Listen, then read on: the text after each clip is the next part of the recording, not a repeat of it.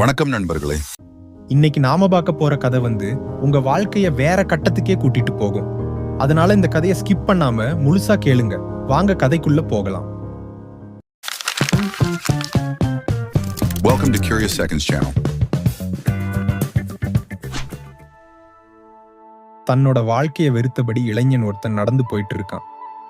அப்படி போற வழியில துறவி தங்கி இருக்க ஒரு குடிசையை பார்க்கறான். சரி, இந்த துறவி போய் சந்திச்சா என்ன அப்படின்னு யோசிச்சவன் அந்த குடிசையை நோக்கி நடந்து போறான். அங்க இருக்கக்கூடிய ஒரு மரத்தின் விடு நிழலல்ல துறவி உட்காந்துட்டு இருக்கிறாரு. துறவிய பார்த்த அந்த இளைஞன் துறவிக்கு வணக்கத்தை சொல்லிவிட்டு அமைதியாக துறவியின் முன் வந்து உட்கார்ந்தான்.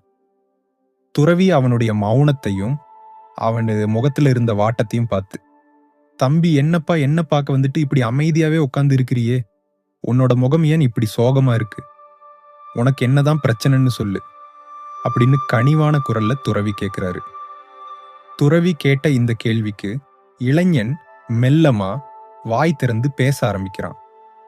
ஐயா, நான் பக்கத்து ஊரை சேர்ந்தவன். நீங்க சொன்னதெல்லாம் சரிதான். என்னோட வாழ்க்கையை நினைச்சா எனக்கு வெறுப்பா இருக்கு. நான் எதுக்குமே தகுதி இல்லாதவன். நான் பல வருஷமா ஒரு இடத்துல வேலை செஞ்சு இரவு பகல்னு பார்க்காம கடினமா உழைச்சேன். என் வேலைக்கேற்ற ஊதியமும் எனக்கு கிடைக்கல. எவ்வளவுதான் கஷ்டப்பட்டு உழைச்சாலும் வாங்குற சம்பளத்தை வச்சுக்கிட்டு என்னால என் வாழ்க்கையில முன்னுக்கு வர முடியல. எனக்கு மற்றவங்கள மாதிரி பணக்காரன் ஆகணும்னு ஆசைதான். ஆனா நான் என்ன வேலை செஞ்சாலும் எவ்வளோ சம்பாதிச்சாலும் என்னால முன்னுக்கே வர முடியல. என்னோட பொருளாதாரத்துல எந்த ஒரு வளர்ச்சியும் இல்லை. சரி, சம்பாதிச்ச பணத்தை வச்சு ஏதாவது சின்னதா தொழில் தொடங்கலான்னு நினைச்சேன். கையில இருந்த காசு எல்லாம் போட்டு நானும் 4 தொழில் செஞ்சு பார்த்து விட்டேன். அதுலயும் நான் நினைச்ச மாதிரியான பணத்தை என்னால சம்பாதிக்க முடியல. நான் ஒரு அதிர்ஷ்டம் இல்லாதவன். அதனாலதான் நான் என்ன செஞ்சாலும் என்னால என் வாழ்க்கையில முன்னுக்கு வர முடியல. இப்படி அதிர்ஷ்டம் இல்லாத நான் இனி என்னதான் செய்யறது? எப்படிதான் என்னோட பொருளாதாரத்தை உயர்த்தி என் வாழ்க்கையில முன்னுக்கு வரது? இனி என்னோட வாழ்க்கையில ஏதாவது ஒரு அதிசயம் நடந்தால்தான் என்னோட வாழ்க்கையே மாறும் போல இருக்கு. என்னோட கஷ்டத்தை எல்லாம் யார்கிட்டயாவது சொல்லணும்னு தோணுச்சு. அதனாலதான் இந்த பக்கமா போய்கிட்டு இருந்த நான் உங்க குடிசையை பார்த்ததும் இப்படி உங்ககிட்ட வந்து புலம்பிக்கிட்டு இருக்கேன். என்னோட இந்த பிரச்சனைக்கு உங்களால ஏதாவது தீர்வு சொல்ல முடியும்னா தயவு செஞ்சு சொல்லுங்கள் துறவியே அப்படின்னு ரொம்ப சோகமா அந்த துறவியை பார்த்து கேட்கிறான் அந்த இளைஞன். அதுக்கு துறவி, தம்பி, உன்னோட மனநிலைமை என்னங்கிறது எனக்கு புரியுது. ஒருத்தன் தன்னோட பொருளாதாரத்தை உயர்த்தி வாழ்க்கையில முன்னுக்கு வரணும்னா அதுக்கு முக்கியமானது ஒரே ஒரு விஷயம்தான். அது என்னங்கிறத உனக்கு இப்பவே நான் உனக்கு புரிய வைக்கிறேன். நீ என் கூட வா அப்படின்னு சொல்லி அந்த இளைஞனை ஒரு இடத்துக்கு கூட்டிட்டு போறாரு அந்த துறவி. அங்க ஒரு இடத்துல 3 பேரு கைகள்ல சுத்தியல், உளி இது எல்லாம் வச்சுக்கிட்டு ஆளுக்கு ஒரு பாறைன்னு வச்சு உடைச்சுக்கிட்டு இருந்தாங்க. இந்த துறவி அந்த இளைஞனோட அவங்கள நோக்கி போறாரு. அந்த கற்களை உடைச்சிட்டு இருந்த முதல் நபர்கிட்ட போறாரு. துறவி அந்த முதல் நபர்கிட்ட, தம்பி, இந்த வேகாத வெயில்ல இங்க என்ன செஞ்சுக்கிட்டு இருக்கீங்க அப்படின்னு கேக்குறாரு. அதுக்கு அந்த நபர் ரொம்ப கோவமா துறவிய பார்த்து, நானே இந்த வெயில்ல வேர்க்க விருவி இருக்க வேலை செஞ்சுக்கிட்டு இருக்கேன். நீ வேற கேள்விக்கு மேல கேள்வியா கேட்டுட்டு இருக்கியே, உனக்கு எல்லாம் நான் பதில் சொல்லிக்கிட்டு இருந்தா இந்த வேலையெல்லாம் யாரு பாக்குறது அப்படின்னு துறவிய பார்த்து கோவமாக கத்தினான். இதையெல்லாம் பார்த்துட்டு இருந்த இளைஞன் துறவி கிட்ட, ஐயா, என்ன இந்த ஆளு இப்படி பேசுறாரு அப்படின்னு சொல்றான். அதை கேட்ட துறவி எந்த பதிலும் சொல்லாம இரண்டாவதா பாறைகளை உடைச்சுக்கிட்டு இருந்த அந்த நபரை நோக்கி போறாரு. அந்த நபர்கிட்ட போய், தம்பி, நீங்க என்ன செஞ்சுக்கிட்டு இருக்கீங்க? எதுக்காக இப்படி பாறைகள் எல்லாத்தையும் அடிக்கிறீங்க அப்படின்னு கேட்டாரு. அதற்கு அந்த நபர், ஏன் வயிற்று பிழைப்புக்காக இந்த வேலையை செஞ்சுக்கிட்டு இருக்கேன். நான் என் பொண்டாட்டி பிள்ளைங்க 3 வேளையும் சாப்பிடணும் இல்லையா? எனக்கும் வேற வேலை செஞ்சு பழக்கம் இல்லை. இந்த கடுமையான வெயில்ல இப்படி கஷ்டப்பட்டாதான் நாங்க 3 வேளையும் சோறு சாப்பிட முடியும். நான் இந்த வேலைக்கு வரலன்னா என் குடும்பத்தை யாரு பார்த்துப்பா அப்படின்னு தன்னோட வாழ்க்கையை பத்தி நொந்து போய் புலம்பினான் அந்த நபர். அதை கேட்ட இளைஞனும் தன் மனசுக்குள்ளேயே, இவன் கொஞ்சம் பரவாயில்ல, நாம முதல்ல சந்திச்ச அந்த நபர் மாதிரி இவன் கோவப்படல, இவனுக்கு என்ன பிரச்சனையோ கஷ்டமோ என்னவோ, நம்ம ஒரு கேள்வி கேட்டா அவன் வாழ்க்கையை பத்தி ஏதோ புலம்பிக்கிட்டு இருக்கான். நம்மள மாதிரி அவனு வாழ்க்கையை வெறுத்து பேசுறான். அவன் கஷ்டம் என்னன்னு அவனுக்கு தான் தெரியும் அப்படின்னு நினைச்சபடியே துறவிய பார்த்து, ஐயா, அங்க 3ஆவதா நிக்கிறாரு இல்ல, அவகிட்ட போய் என்ன நடக்குதுன்னு கேட்கலாம். வாங்க துறவியே போகலாம் அப்படின்னு சொல்றான். அந்த இளைஞன் சொன்னதை கேட்ட துறவி சிறிய புன்னகையோட 3ஆவதா பாறைய உடைச்சுக்கிட்டு இருந்த அந்த நபரை நோக்கி போறாங்க. துறவியும் அந்த நபர்கிட்ட, தம்பி, இங்க என்ன வேலை நடந்துகிட்டு இருக்கு, நீங்க என்ன செஞ்சுகிட்டு இருக்கீங்க அப்படின்னு கேட்டாரு. மிகவும் உற்சாகத்தோட வேலை செஞ்சுகிட்டு இருந்த அந்த நபர் துறவியா பார்த்து புன்னகையோடு, வணக்கம் ஐயா, இங்க ஒரு கோவிலும் சத்திரமும் வரப்போகுது, அதுக்காக தான் இந்த கற்களை எல்லாம் உடைச்சுக்கிட்டு இருக்கோம். பக்கத்து ஊருக்கு போகணும்னா இதோ இங்க இருக்கிற காட்டு வழிப்பாதையை தாண்டி தான் போகணும். எங்க ஊர் மக்களாக இருந்தாலும் சரி, இல்ல பக்கத்து ஊர் மக்களாக இருந்தாலும் சரி, வெயில் காலங்களையும் மழை காலங்களையும் ரொம்பவே மக்கள் போறதுக்கு வாரதுக்கும் சிரமப்படுறாங்க. அதனாலதான் இங்க ஒரு கோவிலும் சத்திரமும் கட்டலான்னு முடிவு செஞ்சிருக்காங்க. அது மட்டும் இல்ல, ஏழை எளிய மக்களுக்கும் வசதியா இருக்குமேன்னு தான் இங்க ஒரு கோவிலும் சத்திரமும் வருது. இந்த கோவிலுக்கு வரும் பக்தர்கள் எந்த ஒரு சாதி மத வேறுபாடும் இல்லாம வந்து போகணுங்கிறதுக்காக தான் இந்த கோவிலை கட்டுறாங்க. இந்த கோவிலுக்கு பக்கத்துல ஒரு சத்திரமும் இருந்ததுன்னா அவங்க வீட்டு விசேஷங்களை இங்கே நடத்திக்குவாங்க. இது ஒரு இலவச சத்திரம்னால இதுக்காக எந்த ஒரு தொகையும் அவங்க செலுத்த தேவையில்லை. இனி இந்த கோவிலையும் இந்த சத்திரத்தையும் அவங்க மகிழ்ச்சியா பயன்படுத்திக்கலாம். இந்த கோவிலும் சத்திரம் எல்லாருக்கும் ரொம்ப உதவியா இருக்கும்.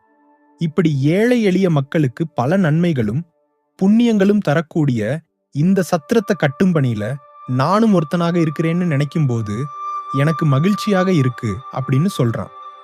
அதுக்கு அந்த துறவி அந்த நபரை பார்த்து, அதெல்லாம் சரிதானப்பா, இந்த கடும் வெயில்லையும் இப்படி உற்சாகத்தோட வேலை பார்க்கிறியே அப்படின்னு துறவி கேட்டதும் அந்த நபர் துறவியை பார்த்து, ஐயா, எனக்கு தெரிஞ்ச வேலை கல்லுடைக்கிறது தான். நான் பார்க்குற இந்த வேலையை நானே மதிக்கலேன்னா மற்றவங்க எப்படி மதிப்பாங்க?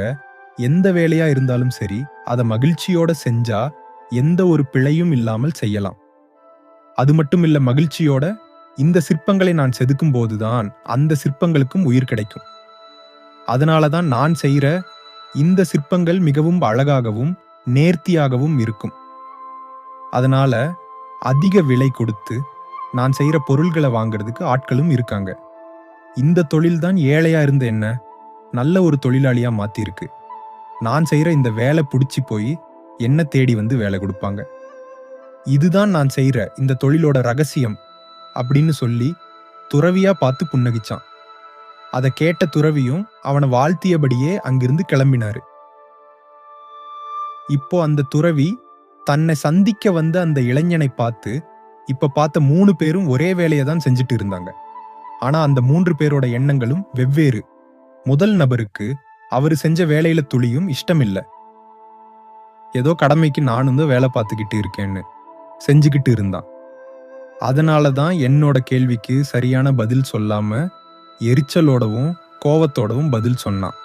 அவனோட இந்த மனநிலை எதிரில் நிக்கிறது யாருங்கிறதையே அவன் புரிஞ்சுக்க முடியாத ஒரு நிலைமைக்கு கூட்டிட்டு போயிருக்கு. அதனாலதான் எதிரில் நிக்கிறது யாருங்கிறத கூட முழுசா உணராத அவன் அப்படி கடுமையா பேசினான். 2வது நபருக்கும் தான் செஞ்சுட்டு இருந்த வேலையில துளியும் ஈடுபாடு இல்ல. தான் செஞ்சுட்டு இருக்க வேலையில ஈடுபாடும் மரியாதையும் இல்லாததால தான் குடும்பத்தை காப்பாத்தினா போதும், 3 வேளை சாப்பாட்டுக்கு பணம் இருந்தா போதும் என்கிற எண்ணத்துல கடமைக்கு அந்த வேலையை செஞ்சுக்கிட்டு இருந்தான். ஆனா அந்த 3வது நபரோ அவர் செய்யும் வேலையை விருப்பத்தோட முழு ஈடுபாட்டோடவும் மகிழ்ச்சியோடும் செஞ்சான். அதனாலதான் இந்த கடுமையான வெயிலையும் பொருட்படுத்தாம சிரிச்ச முகத்தோடவும் மகிழ்ச்சியோடவும் வேலை செஞ்சான். அவனோட தொழில அவன் வெற்றி பெற்றதுக்கான ரகசியமும் இதுதான். அவன் செஞ்சுக்கிட்டு இருக்கிற வேலைய கடமைக்காகவோ இல்ல பணம் சம்பாதிக்கணும் அப்படிங்கிற எண்ணத்துல மட்டும்தான் வேலை செய்யல, அதையும் தாண்டி ஒரு ஈடுபாட்டோட செஞ்சான். அதனாலதான் மற்ற 2 பேரோட அவனால வேகமாகவும் அழகாகவும் செய்ய முடியுது. அவனோட இந்த கடமை உணர்ச்சியும் பொறுப்பு உணர்ச்சியும் தான் ஏழையா இருந்த அவனை இப்போது நல்ல நிலைமைக்கு கொண்டு வந்திருக்கு. நாம என்ன வேலை செஞ்சாலும் என்ன தொழில் செஞ்சாலும் அதை முழு மனசோடவும் விருப்பத்தோடவும் செய்யணும். கடமைக்கோ எந்த ஒரு ஈடுபாடும் இல்லாம. நாம பார்க்குற வேலையா இருந்தாலும் சரி, தொழிலா இருந்தாலும் சரி, நிச்சயமா பொருளாதார ரீதியா நமக்கு கை கொடுக்கவே கொடுக்காது. நாம மகிழ்ச்சியோட ஒரு வேலையை செய்யும்போது நாம செய்யக்கூடிய வேலையை நாம எதிர்பார்த்ததை விட சிறந்ததாவே முடியும். மகிழ்ச்சியோடவும் ஈடுபாட்டோடவும் நீ செய்யற வேலை இன்னைக்கு இல்லைனாலும் என்னைக்காவது ஒரு நாள் நிச்சயமா உன்னை ஒரு நல்ல நிலைமைக்கு கூட்டிட்டு போகும் அப்படின்ட்டு சொல்லி முடிக்கிறார் அந்த துறவி. அதை கேட்டன இளைஞனுக்கு தன் மனசில் இருந்த குழப்பங்கள் நீங்கி மனம் தெளிவாகவும் மகிழ்ச்சியுடனும் துறவிக்கு நன்றி சொல்லியபடி அந்த இடத்திலிருந்து புறப்பட்டான். இதுக்கப்புறம் அந்த இளைஞரோட வாழ்க்கை ரொம்ப சிறப்பான வாழ்க்கையாவே மாறிடுச்சு. அவன் நினைச்ச மாதிரி அவனால நல்ல ஒரு பொருளாதார நிலைமைக்கும் வர முடிஞ்சது. இந்த கதையிலிருந்து நாம் புரிந்து கொள்ள வேண்டியது, நாம எந்த வேலை பார்த்தாலும் சரி, அந்த வேலையை விருப்பத்தோடவும் மன மகிழ்ச்சியோடு உங்க கடின உழைப்பையும் போட்டு செஞ்சா கண்டிப்பா உங்க வாழ்க்கையும் முன்னேறும். நீங்க நினைச்ச நிலைமைக்கு வருவீங்க. உங்க வாழ்க்கையிலையும் நல்ல பொருளாதார வளர்ச்சியும் சந்தோஷமும் பெருகட்டும் என்று கூறி இந்த வீடியோவை முடித்துக் கொள்கிறேன். மேலும் இது போன்ற நல்ல நல்ல கதைகளை தொடர்ந்து பார்த்து மகிழ இந்த சேனலை சப்ஸ்கிரைப் செய்யுங்கள். உங்கள் கருத்துக்கள் மற்றும் வேறு எந்த மாதிரி கதைகளை பார்க்க விரும்புகிறீர்கள் என்று காமெண்ட் பாக்ஸில் தெரிவியுங்கள். இந்த வீடியோ பிடித்திருந்தால் லைக் மற்றும் உங்களுக்கு பிடித்தவங்களுக்கு ஷேர் செய்யுங்கள். மீண்டும் மற்றொரு வீடியோவில் உங்களை சந்திக்கிறேன். நன்றி, வணக்கம்.